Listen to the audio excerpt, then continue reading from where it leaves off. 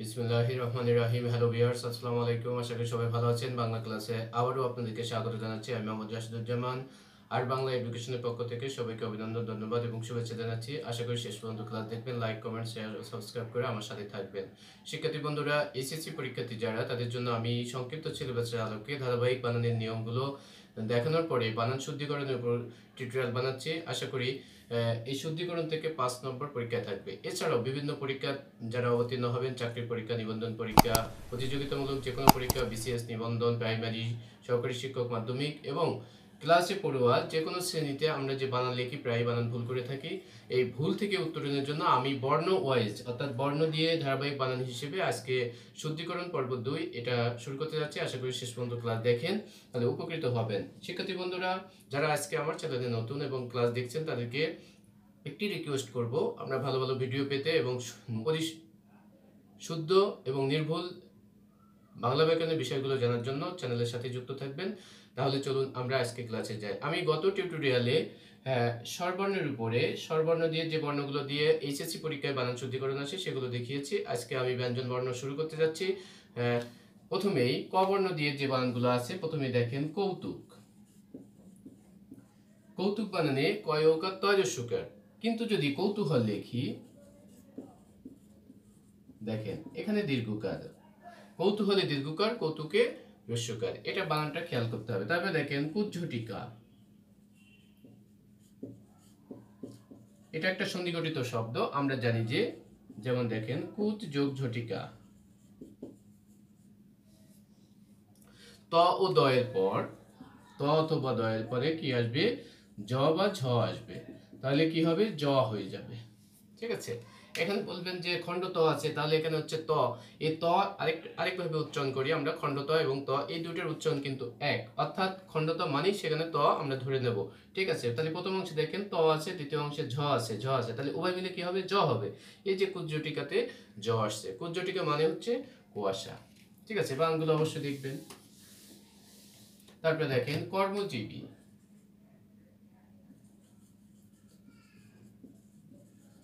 শিক্ষার্থী বন্ধুরা, পরপদে অর্থাৎ শেষ পদে যত শব্দ আসবে জীবী দিয়ে, সব জীবিতে দীর্ঘইকার হবে। পরপদে সমস্ত জীবিতে দীর্ঘিকার, এটা মনে রাখবেন। কর্মজীবী, শ্রমজীবী, পেশাজীবী, বুদ্ধিজীবী, যত জীবী আসবে সব জীবী দীর্ঘিকার হবে। ঠিক আছে। তাহলে পরপদে জীবীটা সবসময় দীর্ঘইকার হবে, এটা খেয়াল রাখতে হবে। দেখেন কর্নেল, এই বানানটা আমরা ভুল করে থাকি, প্রায় পরীক্ষায় আসে কর্নেল। দেখেন ইংরেজি বানানে কখনোই মূর্ধন্য হয় না, বা বিদেশি শব্দের কখনোই মূর্ধন্য হয় না। তাহলে কর্নেল একটা ইংরেজি শব্দ, এই জন্য যতই র বা রেপ থাকুক না কেন মূর্ধন্য হবে না। এই মূর্ধন্যটা হবে শুধুমাত্র তৎসমবায় সংস্কৃত শব্দের বানানে। তাহলে কর্নেল বানান আমরা প্রায় ভুল করে থাকি, দন্তন্য হবে, এটা পরীক্ষায় কিন্তু প্রায়ই আসে। ঠিক আছে। তারপর দেখেন কথোপকথন। হ্যাঁ, দেখেন সন্ধিতে একটা, এটাও সন্ধিগঠিত শব্দ, কথা যোগ উপকথন। দেখেন সন্ধিতে নিয়মটা কি? অ অথবা আয়ের পরে যদি উ বা দীর্ঘকার আসে, তাহলে উভয় মিলে ওকার হয়। তাহলে কথার সাথে দেখেন আকার আছে, দ্বিতীয় অংশে উকার আছে, এই যে উ আছে, তাহলে উভয় মিলে কি হবে? ওকার। এই যে কথোপকথনে ওকার হয়েছে, এটা সন্ধিগঠিত স্বরসন্ধির মধ্যে এই নিয়মটা আছে। আপনারা এটাও পড়বেন, পরীক্ষা অনেক সময় আসে এবং সঠিক বানানটা আসে। তারপরে দেখেন গুরুত্বপূর্ণ একটি বানান, এই বানানটা পরীক্ষায় এসে থাকে, কূপমণ্ডুক। আমাদের দুই জায়গায় দীর্ঘকার ইনশোর করতে হবে। আরেকটা হচ্ছে ডর সাথে মূর্ধন্য, মূর্ধন্য মানে ডাইনে মোড়া। ঠিক আছে, এই মূর্ধন্য, কারণ আমি যদি এখানে দন্তান্ন দিই তাহলে ভুল হবে, কারণ কূপমণ্ডুক হচ্ছে তৎসমবায় সংস্কৃত শব্দ এবং ট বর্গীয় ধ্বনির সাথে, দেখেন ট বর্গীয় ধ্বনির সাথে যুক্তবর্ণ গঠনে মূর্ধন্য হয়। তাহলে ট ঠ ড এর সাথে যে যুক্তবর্ণ হবে, বানানটা যদি বিদেশি বা ইংরেজি না হয় তাহলে মূর্ধন্য হবে। তাহলে এই কূপমণ্ডুক শব্দটা বিদেশি নয়, আমরা বুঝতে পারছি। এটা কি হবে? মূর্ধন্য হবে, কূপমণ্ডুক, এবং দুইটা দীর্ঘকার, এটা খেয়াল করতে হবে। ঠিক আছে। নজরুলের জীবন বন্দনা কবিতায় এই কূপমণ্ডুক শব্দটা আপনারা বা আমরাও পড়েছি। ঠিক আছে। তার তো হ্যাঁ, কৃতিত্ব বানানে এই তল নিচে ব বলা হবে, এটা ইনশোর করতে হবে। ঠিক আছে, কৃতিত্ব বানান এটা হবে। তারপরে দেখেন কৃত্তিবাস।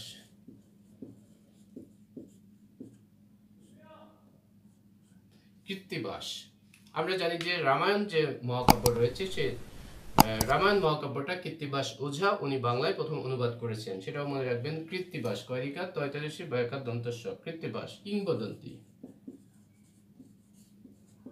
কিংবদন্তিতে রস্যিকার, কারণ আমরা জানি যে কি দেশ, জাতি, নাম, ভাষা এবং তৎসম শব্দের বানানে দেখেন যেখানে রস্যি দীর্ঘি অথবা রস্যু দীর্ঘ উভয় সিদ্ধ।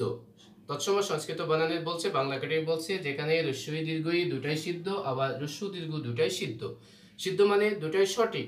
সেই ক্ষেত্রে আমরা এই দুটার জায়গায় রস্যিকার ব্যবহার করব, এই দুটার জায়গায় রস্যুকার ব্যবহার করব।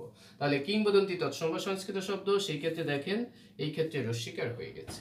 ঠিক আছে, যেখানে রস্যই দীর্ঘই দুটাই সিদ্ধ, সেই ক্ষেত্রে আবার রস্যু দীর্ঘ যেটা দুটাই সিদ্ধ, সেই ক্ষেত্রে আমরা প্রথমটা ব্যবহার করব রস্যই অথবা হ্রস্ব উ, এটা ব্যবহার করব। তাহলে কিংবদন্তি বানানে রস্যিকার হবে, খেয়াল রাখবেন। দেখেন গীতাঞ্জলি, সমস্ত অঞ্জলি, যে বানানগুলো শেষে অঞ্জলি আছে সেই অঞ্জলিতে রস্যিকার হবে। গীতাঞ্জলি, শ্রদ্ধাঞ্জলি, পুষ্পাঞ্জলি, যত অঞ্জলি আছে খেয়াল রাখবেন। এখন দেখেন অনেক সময় আমরা এটাকে দন্তান্ন মনে করি, আসলে এটা দন্তান্ন নয়। ইয়োর সাথে জ আপনি যদি এইভাবে বসান তাহলে কিন্তু বর্তমানে সমস্ত বানানে এইভাবে লেখা হচ্ছে এবং বাচ্চাদের বইতে কিন্তু এইভাবে দেওয়া আছে। এখন এই যে আমরা এখানে ন উচ্চারণ করতেছি, ইয়োর উচ্চারণ তিন রকম হয়, একটা নয়ের মতো, একটা গয়ের মতো, আর একটা হচ্ছে ইয়ো। এটা সঠিক উচ্চারণ হচ্ছে ইয়ো। তাহলে নর মতো উচ্চারণ হয়, গর মতো উচ্চারণ হয়, ইয়োর মতো উচ্চারণ হয়। তাহলে এখানে এই ইয়োটা উচ্চারণ হচ্ছে, গীতার নর মতো উচ্চারণ হচ্ছে। ঠিক আছে, আমি যখন বলবো যজ্ঞ, দেখেন এই যজ্ঞ এখানে গর মতো উচ্চারণ হচ্ছে। আবার যদি বলি মিয়া ভাই, তাহলে এখানে ইয়োর মতো উচ্চারণ হচ্ছে। তাহলে এই বর্ণটা, অর্থাৎ এই বর্ণটা তিন রকম উচ্চারণ হয়, একটা হচ্ছে নয়ের মতো, একটা হচ্ছে গয়ের মতো, একটা হচ্ছে ইয়োর মতো। ঠিক আছে, সঠিক উচ্চারণ হচ্ছে ইয়ো, কিন্তু ব্যবহারের সময় ন এবং গ এই দুটাও উচ্চারণ এরকম হয়ে থাকে। তাহলে গীতাঞ্জলি, শ্রদ্ধাঞ্জলি, পুষ্পাঞ্জলি, যত অঞ্জলি আছে সমস্ত অঞ্জলিতে শেষের দীর্ঘিকারটা না হয়ে রস্যিকার হবে, খেয়াল রাখতে হবে। তারপরে দেখেন চতুষ্কোণ, হ্যাঁ এটাও একটা সন্ধিগঠিত শব্দ, বিসর্গ সন্ধির মধ্যে আছে। চতুষ্কোণ, এখানে মূর্ধন্য স, এখানে মূর্ধন্য, এই মূর্ধন্য স পরে মূর্ধন্য হয়, সেটা একটা নিয়ম। আরেকটা দেখেন, এই দুইটা বর্ণের পরে যদি বিসর্গ থাকে, তারপরে যদি বলছে ক অথবা প অথবা ফ থাকে, তাহলে এই বিসর্গ উঠে যে মূর্ধন্য স হয়।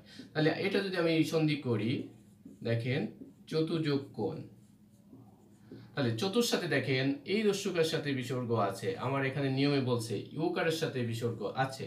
আর দ্বিতীয় অংশে এই তিনটা বর্ণের একটা থাকবে, দেখেন ক আছে, তাহলে কি হচ্ছে এই বিসর্গটা উঠে যে এখানে মূর্ধন্য স হচ্ছে।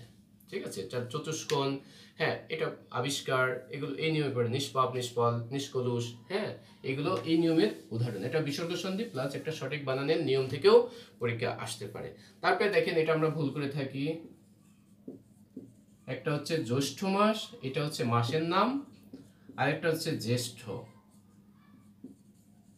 এই জ্যেষ্ঠ মানে হচ্ছে বড়, এই জায়গায় আমাদের খেয়াল করতে হবে, জয় জয়পলা শয়ট হয়, এই জ্যেষ্ঠ মানে বড়, আর ওইকার থাকলে জ্যৈষ্ঠ মানে একটা মাসের নাম, জ্যৈষ্ঠ মাস। খেয়াল রাখতে হবে কোনটায় কোথায় কি আছে। জাজ্জল্যমান, এই বানানটা পরীক্ষা আসে এইচএসসি পরীক্ষাতে। যারা শুদ্ধিকরণের উপর 5 মার্ক রয়েছে, 8টি শব্দ থাকবে, সেখান থেকে 5টি শব্দ শুদ্ধিকরণ করতে হবে এবং এখান থেকে অথবাই থাকবে কি যে কোনো একটি বানানের 5টি নিয়ম লিখতে হবে, সেটা থাকতে পারে। ঠিক আছে, তারপরে দেখেন ঝর্ণা, ঝর্ণাটা যদি আপনি এইভাবে লেখেন, ভেঙে লেখেন, তাহলে এখানে দন্তন্য হবে, আর যদি ঝর্ণা এইভাবে লেখেন তাহলে মূর্ধন্য হবে। ঠিক আছে, এটা তৎসম সংস্কৃত, এটা খাঁটি বাংলা বা তদ্ভব হয়ে যায়। ঠিক আছে, ঝর্ণার আধুনিক রূপ, তদ্ভব রূপ বা খাঁটি বাংলা রূপ হচ্ছে ঝর্ণা, এইভাবে লেখা, তখন দন্তন্য হবে। ঠিক আছে, তাহলে এটাও খেয়াল করতে হবে। আরো কিছু বানান রয়েছে, যেমন দেখেন দুস্থ, হ্যাঁ এই দুস্থ বানান কিন্তু এইভাবে লেখা যায়। সন্ধিতে বলছে পরপদে বিসর্গের পরে যদি দন্তস্বয় ত, দন্তস্বয় থ, হ্যাঁ এইগুলো আসে, তাহলে ওই বানানগুলোতে বিসর্গ দিতেও পারেন, নাও পারেন, অর্থাৎ দুইভাবে বানানটা শুদ্ধ। এই বিসর্গের পরে প্রথম অংশে বিসর্গ, দ্বিতীয় অংশে যদি তয় দন্তস্বয় ত অথবা দন্তস্বয় থ থাকে, ঠিক আছে, তাহলে কি হবে, এখানে বিসর্গ দিতেও পারেন, নাও পারেন, দুইভাবে বানানটা সঠিক হয়, শুদ্ধ হয়। সন্ধিতে এই নিয়মটা আছে বিসর্গ সন্ধির মধ্যে। ঠিক আছে, তারপরে দেখেন দুরবস্থা, আমরা অনেক সময় কি করি, দুরাবস্থা আকার দিয়ে দিই, কিন্তু না, দুযোগ অবস্থা, দুরবস্থা, এইভাবে আমাদের বানানগুলো লিখতে হবে। যে বানানটা পরীক্ষায় দেখেন আসে দরিদ্র অথবা দরিদ্রতা। আমরা অনেক সময় দারিদ্রতা লিখে থাকি, দারিদ্রতা হবে না, দরিদ্রতা হবে, দরিদ্র হবে অথবা হবে দারিদ্র। দেখেন বানানটা তিন ভাবে, দারিদ্র লিখলে জফলা হবে শেষে, দরিদ্র লিখলে জফলা হবে না, আর দারিদ্রতা কথাটা হবে না, হবে হচ্ছে দরিদ্রতা। এই তিনটা বানানই সঠিক, যে কোনো ভাবে আপনি পরীক্ষায় অ্যান্সার করবেন এবং সঠিক করবেন, ঠিক আছে? এই তিনটা সঠিক। আমি যদি বলি দারিদ্রতা তাহলে হবে না, আবার যদি দরিদ্র শেষে জফলা দিই হবে না, ঠিক আছে? তাহলে এইভাবে এই তিনটা বানান সঠিক রয়েছে। দৈন্য বা দীনতা, দীনতা হবে অথবা দৈন্য হবে, দৈন্যতা কখনো শব্দ হয় না, এটা ভুল থাকবে। দেখবেন যে আপনার এখানে থাকবে দৈন্যতা, আসলে দৈন্যতা শব্দ না, শব্দ হচ্ছে দৈন্য বা দীনতা, মানে দরিদ্র অর্থাৎ টাকা পয়সা না থাকা গরিব মানুষ, ঠিক আছে? তারপরে দেখেন দূষণীয়। এখানে খেয়াল করতে হবে যে সত্যবিধানের একটা নিয়ম আছে, সেই নিয়মে হচ্ছে স্বর পরে মূর্ধন্য হয়। কোন স্বর পরে? মূর্ধন্য স্বরের পরে মূর্ধন্য হয়। আর এখানে দীর্ঘকার, এটা খেয়াল রাখেন। দুর্বিষহ, দুর্বিষহ, এটা আবার এইভাবে লিখতে হবে, ঠিক আছে? তাহলে এই দ দিয়ে বানানগুলো অবশ্যই খেয়াল করতে হবে। এখানে দীর্ঘকার কিন্তু দুর্বিষহ বানানে, রস্যকার এবং স্বর পরে হ আছে, দুর্বিষহ। যখন আপনার সৃজনশীল প্রশ্ন লেখেন বা কোনো রিটেন প্রশ্ন লেখেন, তখন লেখা থেকে এই অংশ থেকে ন্যূনতম একটি, এই অংশ থেকে ন্যূনতম একটি, মোট এতগুলো প্রশ্ন উত্তর করতে হবে। সেই ক্ষেত্রে একটা জিনিস দেখেন, ন্যূনতম বানানটা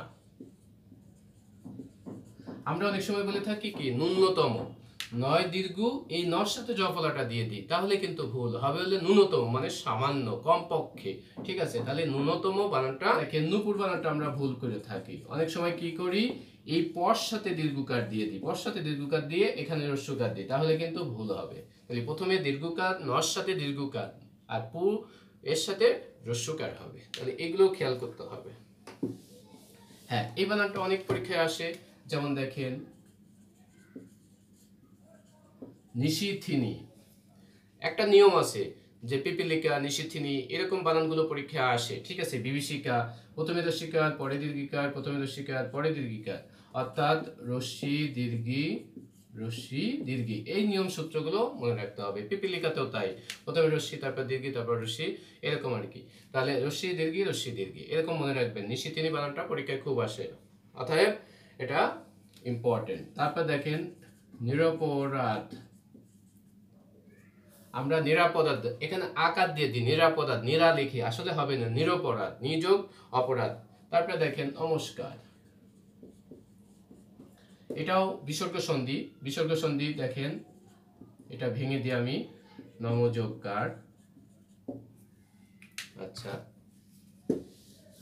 এটা সন্ধি করলে কি হয় দেখেন, অ অথবা আ, এরপরে বিসর্গ, আর দ্বিতীয় অংশে যদি ক বা খ থাকে, তাহলে এই বিসর্গটা উঠে কি হবে, দন্তস্ব হবে। আর আমরা আগে দেখিয়েছি কি, ই বা উ এরপরে বিসর্গ আসলে তখন মূর্ধন্য স হয়, আর অ বা আর পরে ক বা খ আসলে তখন দন্তস্ব হয়। দেখেন নম, এর সাথে দেখেন অ উচ্চারণে আসতেছে, এর সাথে বিসর্গ আছে, দেখেন অর সাথে বিসর্গ, আর দ্বিতীয় অংশে ক আছে, এই জন্য দন্তস্ব হয়ে গেছে, নমস্কারে দন্তস্ব। নমস্কার, ভাস্কর, তিরস্কার, হ্যাঁ, পদস্খলন, এই নিয়ম শব্দগুলো এই নিয়মে পড়ছে। তাহলে শিক্ষার্থী বন্ধুরা, আশা করি শুদ্ধিকরণ পর্ব 2 এ থেকে আপনারা উপকৃত হবেন এবং শেষ পর্যন্ত ক্লাস দেখেছেন। ক্লাস দেখে লাইক, কমেন্ট, শেয়ার ও সাবস্ক্রাইব করবেন।